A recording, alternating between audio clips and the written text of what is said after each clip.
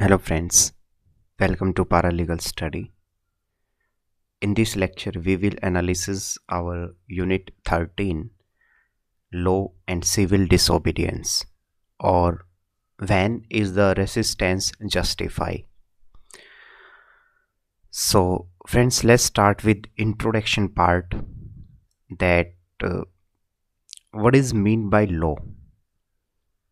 Law is a set of rules imposed by a government and enforced by the court with the aim to regulate the relationship between the state and its citizen as on one hand and among citizens on the other. तो law और civil obedience ये chapter है. तो introduction part अगर हम देखें तो सबसे पहले डेफिनेशन है कि लॉ क्या कहता है, मीन्स लॉ है क्या. तो लॉ सिंपल सी बात है, एक सेट ऑफ रूल्स है, मीन्स कुछ रूल्स होंगे रिटन फॉर्म में. तो उन सभी रूल्स का एक प्रॉपर सेट, मतलब बहुत सारे रूल्स होंगे इसीलिए set of rules, imposed by the government, जो गवर्नमेंट के द्वारा इम्पोज्ड होंगे और कोर्ट उनको इन्फोर्स करेगा. यहाँ सिंपल सी मतलब ये है कि जो रूल्स हैं, जो सेट ऑफ रूल्स हैं वो गवर्नमेंट बनाएगी, लेकिन कोर्ट उनको देखेगा. या हम सिंपल सी बात करें कि कोई भी अगर रूल के अगेंस्ट कोई चीज़ होती है, कोई भी रूल के अगेंस्ट जाता है, तो वहाँ पे कोर्ट बीच में आके उन रूल्स को इन्फोर्स कराएगा. ठीक है. क्यों ऐसा किया जाता है? Because for the regulate the relationship between the state and the citizen, ताकि स्टेट और सिटीजन के बीच एक हेल्दी रिलेशनशिप हो, या फिर सिटीजन और सिटीजन के बीच एक हेल्दी रिलेशनशिप हो. तो ये सिंपल लॉ की डेफिनेशन है. उसी में अगर हम बात करें that Plato identified law with nature and goodness and suggested that end of law was to produce man who were completely good. Plato का जो आइडिया है वो सम हाउ स्पिरिचुअल सेंस में है, वो गुडनेस की बात करते हैं, अच्छाई की बात करते हैं. और वो कहते हैं कि कोई भी जो कानून आप बनाते हैं, या कोई भी कानून जो होता है, उसका जो एक ही पर्पज़ है, एंड जो रिज़ल्ट है वो क्या होना चाहिए? कंप्लीटली गुड, मीन्स सबके लिए उसमें फिर अच्छा हो. या हम सिंपल सी बात करें, जैसे कि एक प्रोसेस के थ्रू, जैसे अभी ले लो आपका एग्ज़ाम है, तो यहाँ पे लॉ का मतलब भी है, जैसे मैं आपको लेक्चर प्रोवाइड करा रहा हूँ, तो एक प्रॉपर उसको आप सुनेंगे और सुन के आप थोड़ा सा उसको दिमाग में रखेंगे और एग्जाम में अपना बेस्ट देंगे, तो एंड जो रिजल्ट है कि कंप्लीटली गुड, वो लॉ का ऑब्जेक्टिव है.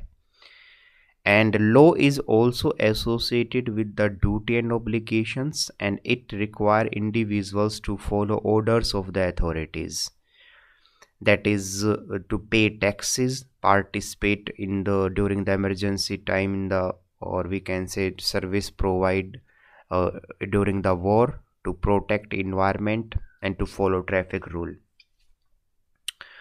कि लॉ जो है वो ऑल्सो एसोसिएटेड है ड्यूटीज़ और ऑब्लिगेशन के साथ, कि मीन्स आपकी कुछ ड्यूटीज़, आपकी कुछ ऑब्लिगेशंस, रिस्पॉन्सिबिलिटीज़ बनती हैं कि आप टैक्स पे करेंगे. इमरजेंसी के दौरान अगर आपको सर्विसेज देनी पड़े तो आप सर्विसेज भी प्रोवाइड करेंगे देश के लिए, और इन्वायरमेंट को प्रोटेक्ट करेंगे, ट्रैफिक रूल्स इन सब को फॉलो करेंगे. तो ये सिंपल सी हमने लॉ की सबसे पहले मैंने बताई, set of rules imposed by the government and enforced by the court, और ये सब जो डेफिनेशन, फिर प्लेटो उसी में उसका व्यू डाल देंगे, और law is associated with the duties and obligation. ये सारे पॉइंट्स आप लिखेंगे. नेक्स्ट है फ्रेंड्स कि different meaning of law by various school of thoughts, means traditional school of thought, realistic school of thought, feminist, Marxist, इन सभी के according law की जो डेफिनेशन है, लॉ का जो मीनिंग है वो अलग अलग है. सो सबसे पहले हम बात करते हैं ट्रेडिशनलिस्ट स्कूल ऑफ थॉट की. तो ये क्या बोलते हैं लॉ के बारे में? सो क्लासिकल और traditional school of thought is the oldest school of legal thought, and for them law is not the product of the human decision and institutions, but the source of law is the God's will, or we can say nature. And they support the moral philosophy of the law. Sir Edmund Coke and Blackstone support this idea. Traditional को ही classical school of thought भी बोलते हैं। तो ये जो school of thought है ये सबसे ओल्डेस्ट स्कूल ऑफ थॉट है। तो ये लॉ को किस पॉइंट ऑफ व्यू से देखते हैं? ये कहते हैं कि law is provided by the nature और गॉड इटसेल्फ। ठीक है ना। तो ये कहते हैं कि लॉ जो है वो ह्यूमन डिसीजन या किसी इंस्टीट्यूशन, किसी संस्था, गवर्नमेंट, उन सब ने नहीं बनाया है, बल्कि लॉ का जो सोर्स, मतलब सोर्स ऑफ लॉ है वो खुद भगवान की भगवान है, नेचर है, या फिर वो मोरली बात करते हैं, है ना। तो फिलोसफिकल एंगल से इनके लिए लॉ का मतलब है। और इसमें sir Edward cook and Blackstone इस थ्योरी को, मीन्स ये क्लासिकल और ट्रेडिशनलिस्टिक स्कूल ऑफ थॉट में वो आते हैं। नेक्स्ट लॉ की जो डेफिनेशन है वो है अकॉर्डिंग टू द रियलिस्टिक। तो रियलिस्टिक जो थिंकर हैं वो क्या बोलते हैं? That scholar of this school stress the concept that law has certain social consequences. Realist या means realist understand law as a product of human reason to fulfill their own objective. Realistic school of thought जो है वो reality की बात करते हैं। वो कहते हैं कि लॉ जो है वो समय की नीड है, और या सिंपल से हम बात करें कि it's basically for the creation of the social consequences. कि जैसे अभी ले लो, देखो आपने भी देखा होगा हर साल पार्लियामेंट हमारी कुछ न कुछ न्यू रूल्स बनाती है, ठीक है। तो जब भी ये नए रूल्स आते हैं, क्यों आते हैं? क्योंकि सोसाइटी में उन सभी न्यू रूल्स की ज़रूरत है ना। तो सिंपल से हम बात करें, रियलिस्टिक थिंकर यही कहते हैं दैट लॉ जो है, the concept of law arises with the social consequences and it is a product of human reasons to fulfil their own objective. इंसान को या स्टेट को कुछ सर्टेन वर्क करने के लिए, लॉ एंड ऑर्डर को मेंटेन करने के लिए, निचले तबके के जो पीपल्स हैं उनको अपलिफ्ट करने के लिए, या फिर समाज में जो गलत हो रहा है उसको ठीक करने के लिए लॉ की ज़रूरत होती है। सो सोशल सर्कमस्टांसेस के कारण लॉ जनरेट होते हैं। ये इनका पूरा व्यू है। इसी में ही the professor Hart in his book the concept of law analysis the relationship between the law and the morality. According to him, law is command and there is no necessary connection between law and morals. इनसे जब पूछा गया तो ये realistic thinker हैं professor heart, इन्होंने अपनी book लिखी है द कॉन्सेप्ट ऑफ लॉ। उसमें उन्होंने बोला है कि लॉ और मोरालिटी के बीच कोई रिलेशनशिप नहीं है। सिंपल से हम बात करें, लॉ मतलब कमांड। अब हमारे यहाँ पे एक ट्रैफिक रूल्स बना दिए या फिर कोई भी पर्टिकुलर लॉ बनाया, कोई एक्ट बनाया, तो वो डायरेक्ट हमें कमांड ही कर रहा है कि भाई आपको ऐसा नहीं करना है। अगर आप ऐसा करेंगे तो आपको फिर आप पनिशमेंट भी आपको मिलेगी। जैसे आईपीसी, इंडियन पेनल कोड में बहुत सारे प्रोविज़न है जो हमें रोकते हैं गलत काम करने से। या ठीक उसका उल्टा ले लो कि अगर कुछ हमारे साथ गलत होता है तो उसमें फिर प्रोविज़न भी हैं कि हमें उसमें न्याय मिलेगा, जस्टिस मिलेगा। सो लॉ को वो कमांड कहते हैं। वो कहते हैं कि लॉ कोई मोरालिटी चीज़ नहीं है कि ऐसा होना चाहिए, ऐसा अच्छा होता है। मोरल चीज़ें क्या होती? मोरल चीज़ें फ्रेंड्स वही होती है जो आपको ये बोलेगी आपको सच बोलना चाहिए, ठीक है, ये बोलने से अच्छा होता है, भगवान खुश होते हैं। तो वो मोरालिटी का एंगल है। तो वो ये सब नहीं मानते। वो कहते हैं लॉ मतलब सीधी सी बात है कमांड, ठीक है ना। सो मैंने दो स्कूल ऑफ थॉट अभी तक बताए, द ट्रेडिशनल और क्लासिकल स्कूल ऑफ थॉट एक ही है जो गॉड विल्स, नेचर और हम बात करें मोरालिटी की बात करते हैं। रियलिस्टिक उसके बिल्कुल अगेंस्ट है। ये लॉ को कमांड के रूप में देखते हैं और ये कहते हैं कि सोशल कॉन्सिक्वेंस के कारण ही नए नए कानून बनते हैं। मार्क्सिस्ट स्कूल ऑफ थॉट क्या कहता है? They were used they against the capitalist state policy और we can say the capitalist ideology. तो जो कैपिटलिस्ट वर्ल्ड है, प्राइवेटाइजेशन, उसके मार्क्सिस्ट बिल्कुल अगेंस्ट है। And both Marxist and neo Marxist are critical of the existing capital structure. तो वो कहते हैं कि ये जो स्ट्रक्चर है कैपिटलिस्ट, जो पूरी दुनिया का एक ढांचा है, वो नहीं होना चाहिए। और क्योंकि लॉ जो है, लॉ किन के लिए है? अकॉर्डिंग टू मार्क्सिस्ट, लॉ जो है वो बुर्जुआ जो वर्ग है, ध्यान रखना, हम मार्क्स ने दो टर्म यूज़ की हैं, bourgeois and proletariat. Bourgeois term use होती आपको समझना है तो वो सिंपल सी बात है, रिच पीपल। देखो कई लोग ना मार्क्सिस्ट जब लिखते हैं तो रिच पीपल, पुअर पीपल ऐसे लिखते हैं, ऐसे नहीं लिखना है आपको। उन्होंने जो टर्म यूज़ करी है बुर्जुआ, मीन्स BOURGEOISIS है ना, बुर्जुआजीज भी कह सकते हो, बुर्जुआ भी उसको बोल सकते हो। तो बुर्जुआ और प्रोलिटरेट ये दो टर्म उन्होंने यूज़ किए। तो इसका मतलब जो बुर्जुआ है means the rich people and haves, उन्होंने ना क्लासिफिकेशन किया है सोसाइटी का हैव एंड हैव नॉट में। हैव मतलब जो जिसके पास कोई चीज़, जैसे मैं कहूँ I have a pen, I have a book, I have note, तो वो जिसका मतलब नहीं है। तो have note, rich poor and bourgeois and proletariat, ये ऐसे आपको वर्ड्स को ध्यान रखना है। तो मार्क्स ने कहा है कि जो हैव पीपल है मीन्स जिनके पास है, और उन्हीं को उन्होंने रिच पीपल या बुर्जुआ बोला है। उन्होंने कहा है कि लॉ जो है वो ये लोग बनाते हैं because for their self interest.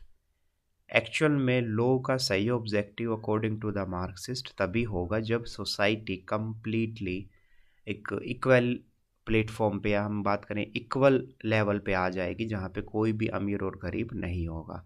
सो ये सीधी सी बात है, ये डायरेक्ट कैपिटलिस्ट जो स्ट्रक्चर है उसको गलत मानते हैं और ये कहते हैं कि लॉ जो भी आपको दिखते हैं वो सिर्फ ये कैपिटलिस्ट, जो ये गवर्नमेंट जो है और ये जो पावरफुल वर्ग हैं, मिस अभी अगर मार्क्स होते तो वो इंडिया के संदर्भ में क्या बोलते, कहते हैं जितने भी कानून पार्लियामेंट बना रही है ना, ये सिर्फ और सिर्फ बुर्जुआ जो पीपल हैं, अमीर जो लोग हैं उनके लिए बन रहे हैं। गरीब लोगों को तो सिर्फ और सिर्फ एक दिखावे के रूप में वो हैं, उनसे उनको फ़ायदा कुछ होना नहीं है ना। तो मार्क्सिस्ट इस तरीके का व्यू रखते हैं लॉ को लेके। फेमिनिस्ट क्या बोलते हैं? फेमिनिस्ट कहते हैं कि लॉ जो है वो मेल डोमिनेटेड रहा है हमेशा से, जिसके तहत फीमेल को दबाया जाता है, और जो लॉ हैं वो डायरेक्टली एसोसिएटेड है मेल डोमिनेंस के, है ना। तो ये वो जैसे मार्क्सिस्ट कैपिटलिस्ट के अगेंस्ट है, तो ये जो है ये पैट्रियार्कल जो सोसाइटी है, मेल डोमिनेटेड सोसाइटी के अगेंस्ट है। सो लिबरल जो फेमिनिस्ट हैं वो कहते हैं argues that the law should be use to bring about gender equality. जो लिबरल फेमिनिस्ट थिंकर है वो पॉइंट आउट करते हैं कि लॉ होना चाहिए जेंडर इक्वालिटी को प्रमोट करने के लिए। तो ये वेरियस टाइप के हमने स्कूल ऑफ थॉट देखे, फेमिनिस्ट के अकॉर्डिंग लॉ क्या है, मार्क्सिस्ट के अकॉर्डिंग क्या है, रियलिस्टिक और ट्रेडिशनल के अकॉर्डिंग क्या है। नेक्स्ट है the just a minute, the concept of law, obligation and consent. So there are various theory supporting the reason for political obligation. Obligation का फ्रेंड सिंपल सा मतलब होता है ड्यूटी एंड रिस्पॉन्सिबिलिटी। पिछली यूनिट में भी हमने देखा था ये कि ऑब्लिगेशन एक थोड़ा सा कॉम्प्लेक्स प्रोसेस है, क्योंकि according to the state structure and its government, जो गवर्नमेंट जैसे चाइना में अलग है, हर कंट्री के अलग अलग गवर्नमेंट प्रॉपर स्ट्रक्चर है। सो उन्हीं के अकॉर्डिंग वहाँ पे रिस्पॉन्सिबिलिटीज़ और ऑब्लिगेशंस भी बदल जाते हैं। सो जो यहाँ पे जो टॉपिक है the concept of law, obligation and consent, तो उसमें हम पढ़ेंगे कि various theories which support the political obligation. सबसे पहले है कि डिवाइन कमांड। इसमें क्या होता है कि इस ऑब्लिगेशंस या इस थ्योरी के तहत स्टार्टिंग में क्या होता था राजा जो है, राजा हाईएस्ट अथॉरिटी होता था और उसको गॉड के रूप में बेस डिवाइन रूल उसको बोला जाता था, कि जो वो बोलेगा, किंग्स जो है वो खुद को रिप्रेजेंट करता था गॉड, और जो भी राजा ने बोला वो सब लोग उसको फॉलो करते थे। ये था डिवाइन कमांड, है ना। तो वहाँ पे लोग जो अपनी ड्यूटीज रिस्पॉन्सिबिलिटीज निभाते थे वो डिवाइन कमांड को लेके वो निभाते थे। नेक्स्ट था द सोशल कॉन्ट्रैक्ट।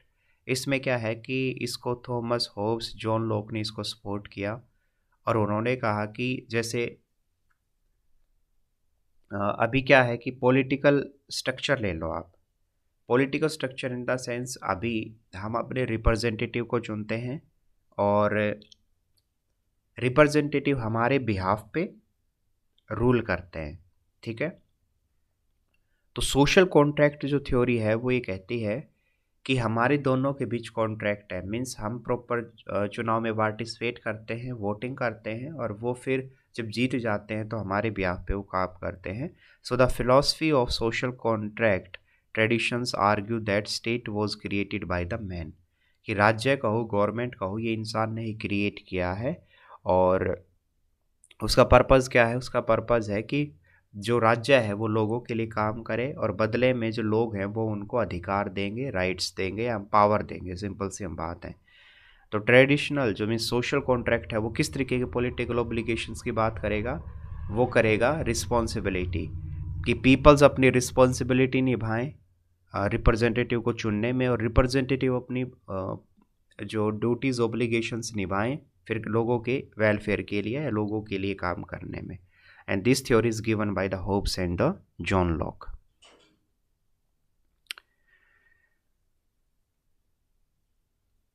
नेक्स्ट है contemporary theory of political obligations.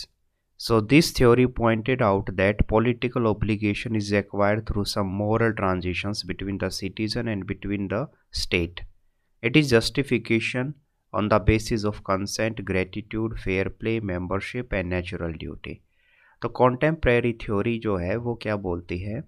वो ये पॉइंट आउट करती है कि पॉलिटिकल जो ऑब्लिगेशंस है, मीन्स हमारी जो ड्यूटी है, रिस्पॉन्सिबिलिटीज़ है, वो मोरल सेंस में भी हो as well as on the basis of the consent and gratitude के फॉर्म में भी।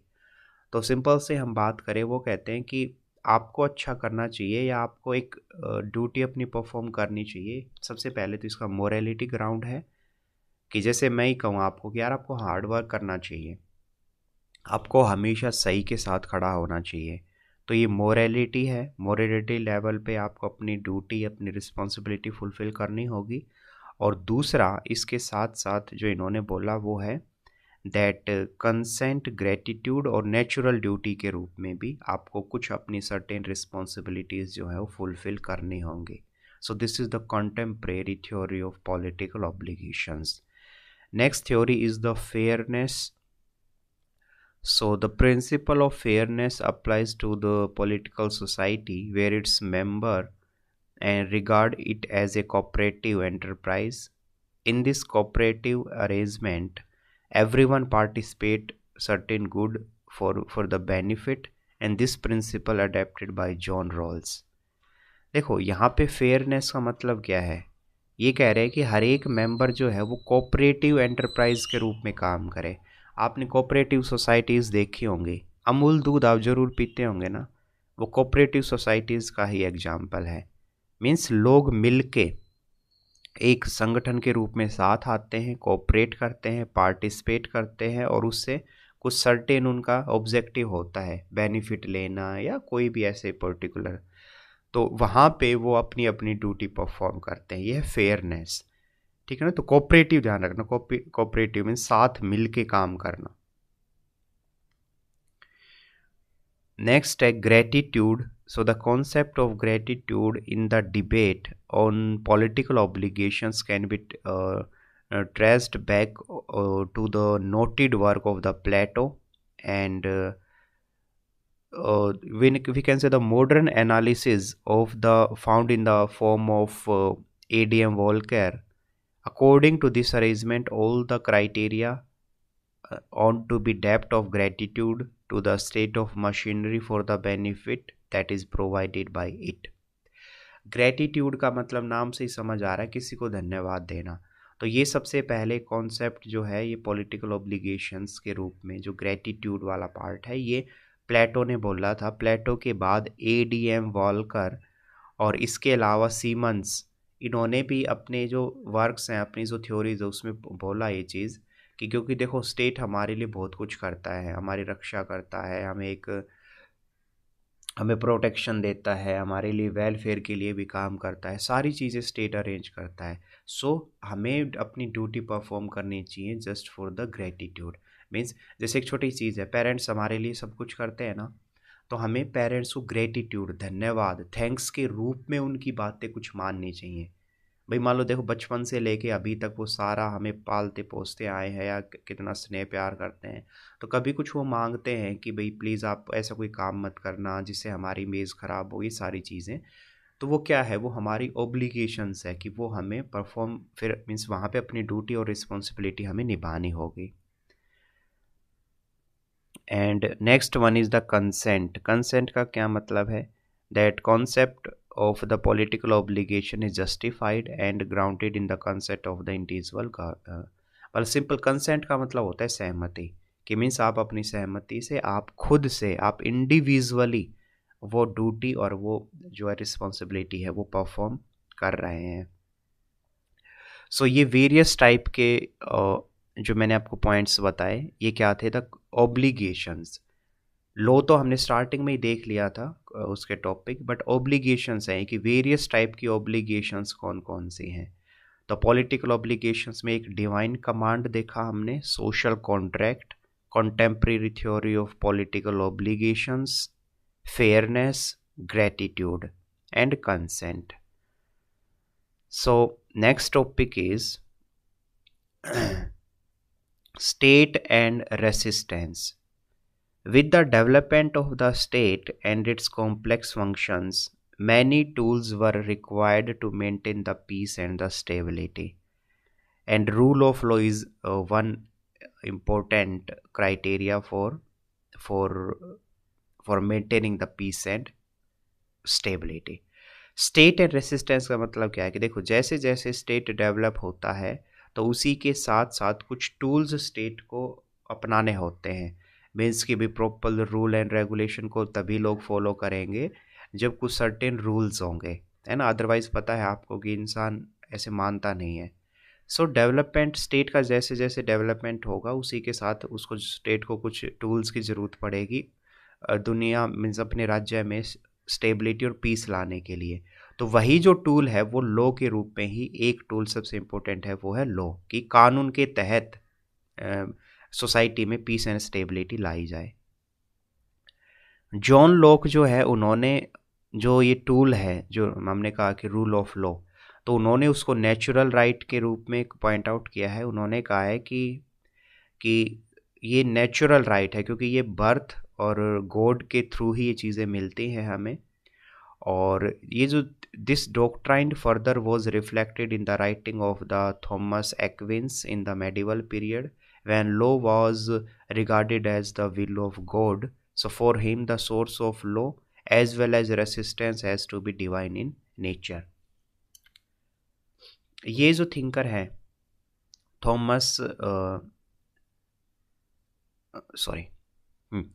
थॉमस जो है ये क्या बोलते हैं, ये कहते हैं कि विल ऑफ गॉड, भगवान की जो इच्छा है उसी के दायरे में हमें रह के काम करना होगा। और डिवाइन जो कॉन्सेप्ट ऑफ नेचर हमने ऊपर भी देखा था उसको इसको ये फॉलो करते हैं। इसके अलावा जो वेरियस स्कॉलर हैं आगे जैसे for example Hobbes, Locke, Samuel Rutherford, Sidney, Thomas Jefferson, ये जो सारे हैं ये क्या बोलते हैं, that resistance is the study of politics is an action to register one dissent against the government. देखो यहाँ पे दो वर्ड आपको समझने होंगे, एक तो स्टेट जो है वो लॉ के रूप में, एक टूल्स के रूप में हम बात करें, कानून के रूप में पूरी जो अपना एरिया है उसको स्टेबिलिटी एंड पीस एस्टेब्लिश करता है, ये स्टेट की जिम्मेदारी है। और हमारी ये मोरल रिस्पॉन्सिबिलिटी है कि हमें स्टेट जो कहता है उसको मानना पड़ेगा क्योंकि स्टेट ही हाईएस्ट अथॉरिटी होती है। तो ये एक व्यू हुआ। रेसिस्टेंस ये कहता है कि कई बार हमें स्टेट जो काम करता है तो उसके अगेंस्ट में अपनी डिसेंट भी वहाँ पे पेश करनी होती है, ठीक है ना। मीन्स अब हर चीज़ ऐसा नहीं है कि स्टेट जो करेगा हम मानते चले जाएंगे। तो ओवरऑल अगर आप समझें तो यहाँ पे स्टेट को क्रिटिसिज्म करने की बात की गई है। तो स्टेट और रेसिस्टेंस में आपको बस इतना ही मतलब समझना है कि एक व्यू है जो स्टेट को प्रॉपर हमें फॉलो करना है, उनके रूल्स रेगुलेशंस सारी चीज़ें। दूसरी तरफ जो है वो रेसिस्टेंस के रूप में है कि अगर स्टेट कुछ गलत करता है, कुछ सही से वो चीज़ें नहीं कर रहा है, तो हम अपनी डिसेंट, हम अपना विरोध भी वहाँ पे जारी कर सकते हैं। और वो किस फॉर्म में होगा? वो होगा सिविल डिसोबीडियंस के फॉर्म में। अभी हम इस सरकार को क्रिटिसाइज़ करना है फ्रेंड्स, तो हम ऐसा नहीं कि दुकानें जला देंगे, ट्रेन्स को आग लगा देंगे, नहीं, सिविल डिसोबीडियंस के रूप में हम रेसिस्ट करेंगे, ठीक है ना। तो सिविल डिसोबीडियंस का मतलब क्या है? That is the non violent way of registering dissent, ठीक है ना, कि हम विरोध कर रहे हैं लेकिन किस ग्राउंड पे? तो हमारा जो ग्राउंड है वो है पीसफुली, मीन्स नॉन वायलेंट रूप में हम विरोध करेंगे। So the concept of civil disobedience is important in the democratic society. और हेनरी डेविड और इन्होंने सभी ने मीन्स इस चीज़ को पॉइंट आउट किया है थिंकर्स ने, दैट सिविल डिसोबीडियंस जो मूवमेंट है या सिविल डिसोबीडियंट जो है वो बहुत इंपॉर्टेंट होता है हेल्दी डेमोक्रेसी के लिए। जैसे अभी ले लो आप, हमारे किसान जो थे, जब दिल्ली के पूरा बॉर्डर पे वो बैठ गए थे करीबन 1 साल तक, तो वो क्या है? वो नो सिविल डिसोबीडियंस है। वो मीन्स आप पीसफुली प्रोटेक्शन कर रहे हैं ना, तो नॉन वायलेंट प्रोटेक्शन करना तो बहुत अच्छा होता है और उससे सरकार तक हम अपनी आवाज़ पहुंचा दे भी। अगर हमने हंगामा किया, तोड़ फोड़ की, तो फिर स्टेट बिल्कुल भी नहीं झुकने वाला है। क्यों? क्योंकि फिर हमने वो तरीका ही गलत अपनाया है ना। सो जो रेसिस्टेंस है वो सिविल डिसोबीडियंस की फॉर्म में हमें करना होगा। जैसे महात्मा गांधी थे, टॉल्स्टॉय, मार्टिन लूथर किंग, ये सब कुछ वेरियस हमारे पॉलिटिकल थिंकर या पर्सनैलिटी ऐसे हुए हैं अलग अलग जगह पे। जैसे मार्टिन लूथर किंग अमेरिका में हुए, नेल्सन मंडेला अफ्रीका में, महात्मा गांधी इंडिया में, टॉल्स्टॉय रशिया में हुए। इन्होंने सिविल डिसोबीडियंस को बहुत ही इम्पोर्टेंट माना है। इनके अकॉर्डिंग सिविल डिसोबीडियंस बहुत ज़रूरी है गवर्नमेंट के खिलाफ हमारी आवाज़ उठाने में, या फिर सिंपल से हम बात करें कि गवर्नमेंट को अपनी मांगे मंगवाने के लिए। फिर कुछ अदर थिंकर हैं, according to Thoreau, the government is the best, कि गवर्नमेंट जो है वो बेस्ट है किसके लिए? Which govern least. सिंपल सी बात है, ये कहना चाह रहे हैं थोरस कि वो गवर्नमेंट अच्छी है जो कम से कम लोगों की लाइफ में इंटरफेयर करे, ठीक है। तो वो उस सेंस में बात करते हैं। टॉल्स्टॉय ने लॉ ऑफ लव पे फोकस किया है। उन्होंने कहा है कि जो ईविल है, जो सोसाइटी में, समाज में जो बुराइयां हैं उसको ख़त्म होनी चाहिए। गांधी का जो कॉन्सेप्ट है वो स्वराज से रिलेटेड है, मीन्स एब्सोल्यूट फ्रीडम की वो बात करते हैं, that is the path of truth, ठीक है ना। तो ये सारी जो आपने अंडरस्टैंडिंग सिविल ओबीडियंस में सारी चीज़ें आपको मेंशन करनी है। और सिविल डिसोबीडियंस का मतलब मैं आपको बता चुका हूँ, that is non violent way of the registering dissent, कि अपना विरोध प्रकट करना लेकिन नॉन वायलेंट तरीके से। और उसमें ये सारे थिंकर आप डाल लोगे, गांधी, रूसो, गांधी, ठीक है, टॉल्स्टॉय, मार्टिन लूथर किंग और जॉन रॉल्स, ये सभी आप उसमें मेंशन करेंगे। और अगर आपको नोट्स में ये सब, जैसे जो मैं बोल रहा हूँ, कि आपको लगे कि इग्नू का मटेरियल तो पढ़ने में नहीं आ रहा है और है भी कॉम्प्लिकेटेड इग्नू का मटेरियल, तो आप पर्टिकुलर इस यूनिट के 10 रुपीज़ में नोट्स बाय भी कर सकते हैं, ठीक है। तो और बाकी पूरा कोर्स ये जो है तो वो भी आप बाई कर सकते हैं। तो मुझे व्हाट्सएप पे या मेल पे मैसेज करें तो आपको वो चीज़ें अवेलेबल हो जाएंगी, ठीक है। तो उसमें क्या होगा, नोट्स में आपको exam oriented and to the points चीज़ें मिलेंगी। सो आप इजीली वहाँ से क्या कर सकते हैं, अपना पढ़ के, मीन्स लेक्चर सुन के और नोट्स को जब पढ़ेंगे तो आपका सब चीज़ें कवर हो जाएंगी। सो जो भी इंटरेस्टेड है वो मुझे मैसेज कर सकता है। Next is the feature of civil disobedience, की कुछ इंपॉर्टेंट फीचर क्या होते हैं। सबसे पहले वही नॉन वायलेंस एक इम्पोर्टेंट फीचर है, ठीक है। तो इसको आप बना के इसमें अपने अपने पॉइंट्स लिख सकते हैं। नेक्स्ट है conscience morality and justice, means आपको अपनी अंतरात्मा, आपकी खुद के अंदर की आवाज़ सुननी होगी। मोरालिटी, जो सही चीज़ है वो सही है ना। क्या हम एक चीज़ बोलते हैं कि आपको हमेशा सही का साथ देना चाहिए, सच का साथ देना चाहिए, तो ये मोरालिटी है और ये हमेशा सदियों से ये चीज़ चलती आ रही है, ठीक है ना। तो कंसाइंस मोरालिटी एंड जस्टिस ये भी इम्पोर्टेंट फीचर में आएंगे। और नेक्स्ट इज़ द कम्युनिकेशन में क्या होता है कि आप जो अपनी बात रखना चाहते हैं, अपनी डिसेंट अगर पेश करना चाहते हैं गवर्नमेंट के आगे, प्रॉपर आपको कम्युनिकेट करना होगा। ठीक है, ऐसा तो है नहीं आप मन में रख के ही वो चीज़ कर सकते हैं, प्रॉपर कम्युनिकेशन ज़रूरी है सिविल डिसोबीडियंस के लिए। एंड इसके अलावा पब्लिसिटी भी, मीन्स आपको पब्लिक को साथ जोड़ना होगा। जितना आपके साथ पब्लिक होगी उतना आपकी आवाज़ में ताकत मिलेगी। और एक और चीज़ या कम्युनिकेशन में एक और सबसे बेस्ट एग्जांपल आप लिख सकते हो, जैसे जो LGBT क्यू कम्युनिटी है, इसका मतलब जो लेस्बियन, गे, ये सब जो कम्युनिटी है, थर्ड जेंडर, ये सब अपने अधिकारों की जो बात करते हैं, क्यों करते हैं, किस वे में करते हैं, तो कम्युनिकेट करके, मीन्स सरकार तक अपने मैसेज पहुंचाते हैं और इसके अलावा प्रोटेक्शन करते हैं पीसफुली, इस तरीके से। तो नॉन वायलेंस एक फीचर हुआ, conscience, morality and justice another feature, communication एक फीचर हुआ, एंड पब्लिसिटी। और नेक्स्ट टॉपिक है कि व्हेन इज रेसिस्टेंस जस्टिफाई। जो रेसिस्टेंस है, विरोध जो है, वो कब जस्टिफाई है। तो इसमें dicey concept of rule of law is based on the three principles, that supremacy of law, same law and court of all citizens, and general principles of the constitution are developed by the judicial decision। देखो simple सी बात है कि ये कह रहे हैं कि आप जो विरोध करेंगे वो कब तक जस्टिफाई है। तो उसके लिए सबसे पहले डाइसी एक कॉन्सेप्ट देते हैं, वो कहते हैं थ्री इंपॉर्टेंट प्रिंसिपल है कि लॉ सबसे ऊपर होना चाहिए, तो लॉ के बियॉन्ड जाके हमें अपना विरोध नहीं करना है, सबसे पहली चीज़। दूसरी, सेम लॉ अप्लाई होता है सबके ऊपर, तो सभी लोग उस लॉ, उस प्रोसेस को फॉलो करते हुए अपना विरोध करें। And third is the judiciary, कि जुडिशरी के थ्रू हम अपनी जो मांगे हैं वो मंगवाएं। तो आपने भी देखा होगा सुप्रीम कोर्ट बीच बीच में जजमेंट दे के और स्पेशल कुछ ऐसी चीज़ें बोलता है, जैसे सेम सेक्स को ले लो।